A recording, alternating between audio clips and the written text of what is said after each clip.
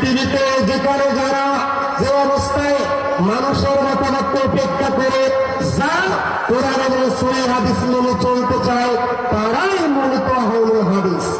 আজকে তোমার ইমাম তোমার মুক্তি বলে সালাফরা নাকি ইহুদি খ্রিস্টানদের এজেন্ট। দেখাও তোমার জাতিকে চ্যালেঞ্জ তুমি প্রমাণ করে দেখাও।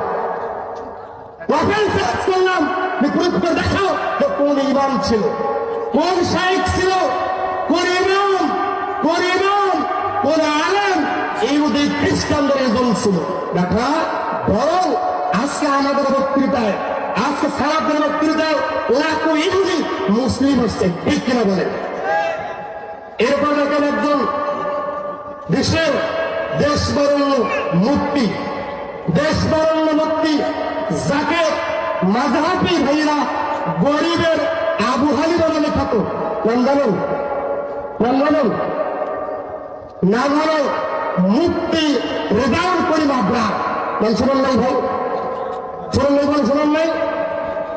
এই ব্যক্তি বলেছে বাবা, এই ব্যক্তি বলেছে যে আহলুল হাদিসরা মানুষদেরকে নাস্তিক মুরতাদে পরিণত করছে।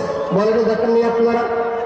কাপড়ের বাটা তোমাকে চ্যালেঞ্জ করলাম, তোমার জাতিকে চ্যালেঞ্জ করলাম, আমি আবু আব্দুল্লাহ সালাফি বাটা, তুমি আজকে বলছো সালাফরা মানুষদেরকে ইহুদি খ্রিস্টান বানাচ্ছে। তখন আজকে কোন ইমাম, কোন সালাফে আলেম কোন মুসলিমকে ইহুদি খ্রিস্টান প্রমাণ করেছে?